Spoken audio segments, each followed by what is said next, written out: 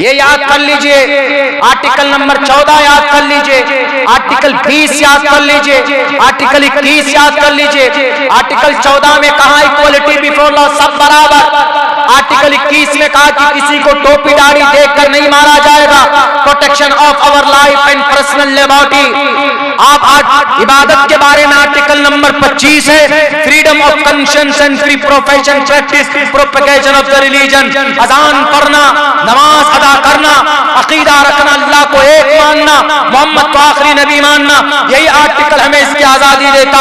Article number 26 हमारी वक्फ की property की हिफाजत की जिम्मेदारी देता। मदरसा मकतब चलाना, आर्टिकल नंबर 30 हमें इसके बारे में बताता है साफ लफ्जों में, all minorities whether based on religion shall have the right to establish. ये सारी चीजें हैं, पढ़ोगे तो इंशाअल्लाह तबारक व तआला आप जरूर लड़ोगे। इसीलिए अपनी बदअमलियों से तौबा करो मेरे नौजवानों, एक डायरेक्शन तय करो अपनी जिंदगी का, पढ़ो। कुछ भी नहीं करना, पढ़ना है आपको, कम से कम इंटर जरूर कीजिए, मैट्रिक के बाद इंटर जरूर कीजिए, और अपना अकीदा जरूर पढ़िए, कुरान करीम की तिलावत जरूर सीखिए। एक हर्फ पर 10 ने किया है, अटक कर पढ़िए तो 20 ने किया। मन क़रा हर्फन मिन किताबिल्लाह फलहु बि हसनतुन वल हसनतु बि अशरि अमसालिहा। शराब पीकर नशे में धुत होता है हमारा नौजवान, शराब पीकर पागलों की तरह अपनी जिंदगी बनाने की कोशिश करते हैं। शराब से दूर रही, नशा से दूर रही। वला तशरबिल खमर फइन्नहा मिफ्ताहु कुल्लि शर्रिन ला यशरबुल खमर हीन यशरबु वहुव मुमिनुन। अगर कोई मुसलमान शराब पीता है, नशीली चीज इस्तेमाल करता है, बिहार के अंदर में शराब बैन, लेकिन होम डिलीवरी चालू, कोरेक्स पीते, नट्राफेक्सुलेशन सूंघते, ये सारी चीजें नशे और हराम शराब के फैमिली से हैं। और शराब का एक कतरा, नशीली चीज, नशीली पदार्थ का कोई एक कतरा आपके हलक में जाता है तो ईमान रुखसत हो जाता है। पूछ लीजिए उलमा बैठे, ला यशरबुल खमर हीन यशरबु वहुव मुमिनुन। अगर कोई मोमिन एक कतरा नशे की अगर अपने हलक में डालता है तो जैसे वह अंदर जाता है तो उसका ईमान बाहर निकल जाता है। देर तो काफी हो चुकी, वरना कोई मौका ऐसा होता है, मैं हिंदू भाइयों को भी कहता हूं कि आपके ग्रंथ में भी लिखा है कि भाई नशीली चीज का सेवन मत कीजिए। अनसवंता सत्पतिर्मामहे मेघावा चैतिष्ठो अशुरो मगोना त्रिविष्णु अग्निदशाभि सहस्रार वैश्वानरः। नशीली पदार्थ, सिगरेट, शराब, कोरेक्स, जुआ, ये सारी चीजें आपको तबाह कर देंगी। आपको तरक्की सिर्फ तालीम दिला सकती। कुरान की तालीम आपके पास, दीन मजहब की तालीम आपके पास, भारत के संविधान के बारे में जानकारी कम से कम, अपने फंडामेंटल राइट से तो पढ़िए, ज्यादा नहीं है, 12 से लेकर 35 तक ये फंडामेंटल राइट्स हैं। मुकाबला करोगे अपनी जुबान के जरिए से, अपनी तालीम के जरिए से।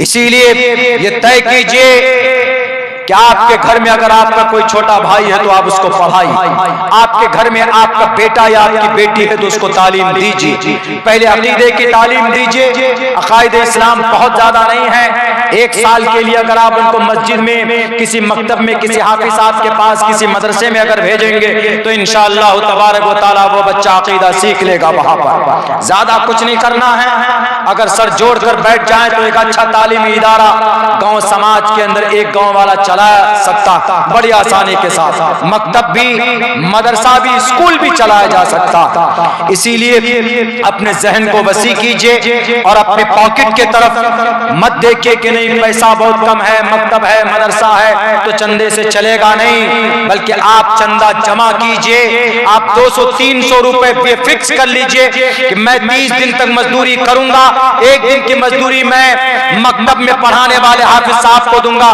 उनकी सैलरी सैलरी भी अच्छी होगी। अगर ज्यादा पैसा चंदा में जमा हो जाता है तो आप इमाम साहब को, मकतब के मौलाना को, मदरसे के मौलाना को कहिए कि हजरत आप एक मास्टर साहब को भी बहाल कर लीजिए, हम महीने में एक दिन की मजदूरी आपके लिए डालते हैं। जहां आप हमारे बच्चे को कुरान सिखाते वहीं पर आप हमारे बच्चे को ABCD भी सिखा दीजिए, तो इंशाअल्लाह तबारक व तआला हमारे उलमा वो आराम से तालीम के ऊपर आपके बच्चों को तालीम देंगे। उनको रसीद लेकर घूमना नहीं पड़ेगा।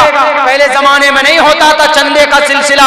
आज इस मुबारक महीने में हमारे उलमा रसीद लेकर बाहर जाते, गांव में फिरते, बच्चों के तालीम का एक बहुत बड़ा वक्त जाया हो जाता, चला जाता। इसीलिए लोगों, मदरसा चलाना, मकतब चलाना टोपी और दाढ़ी वालों की जिम्मेदारी नहीं, आपकी भी जिम्मेदारी। अगर गांव में 300 लोग हैं, अगर 200 रुपए जमा करेंगे, 60,000 रुपए महीने में जमा होगा। और 60,000 रुपए में क्या गांव के अंदर में एक अच्छा मदरसा नहीं चल सकता? चल सकता। 200 रुपए महीने में क्या बहुत बड़ी चीज है? कुछ भी नहीं। RSS वाले 5 रुपए महीने में जमा करते हैं। 10 करोड़ आदमी, अगर 5 रुपए को मल्टीप्लाई कीजिए 10 पे, 10 करोड़ लोगों में कई अरब रुपए एक महीने में जमा होते हैं। जो काम मुसलमानों को करना चाहिए था वो काम आज अगयार कर रहे हैं, वो काम आज यहूदी कर रहे हैं। हार्वर्ड यूनिवर्सिटी का बनाने वाला कौन? अंग्रेज, यहूदी। ऑक्सफोर्ड यूनिवर्सिटी को बनाने वाला कौन? यहूदी। और फिर बहुत सारी यूनिवर्सिटी है दुनिया के अंदर में, टॉप 10 में नाम लिया जाता, यहूदी। क्योंकि वो खाते कम है, पढ़ने में ज्यादा खर्चा करते हैं। मुसलमानों को तो मटन और चिकन चाहिए। रमजान में अगर नहीं होगा मटन तो जनाब रोटी का लुकमा अलग अलग अंदर से नहीं उतरेगा। मेरे भाइयों, सादा खाने की कोशिश करो और अपनी नई नस्ल को तैयार करो। इंशाअल्लाह बच्चे पढ़े लिखे होंगे, कुर्सी इख्तिदार पर भी अगर वो बैठेगा तो समाज के लिए, इंसाफ के लिए लड़ेगा। इसीलिए तालीम ही सब कुछ। अल्लाह ने सबसे पहले पैगाम अल्लाह के नबी को तालीम का इसलिए दिया कि ताकि ये कौम तालीम पर मेहनत करे। इक़रा का मतलब पढ़ना, पढ़िए, तालीम हासिल कीजिए। इक़रा बिस्मि रब्बिकल लज़ी खलक़, पहले रब की तालीम हासिल कीजिए।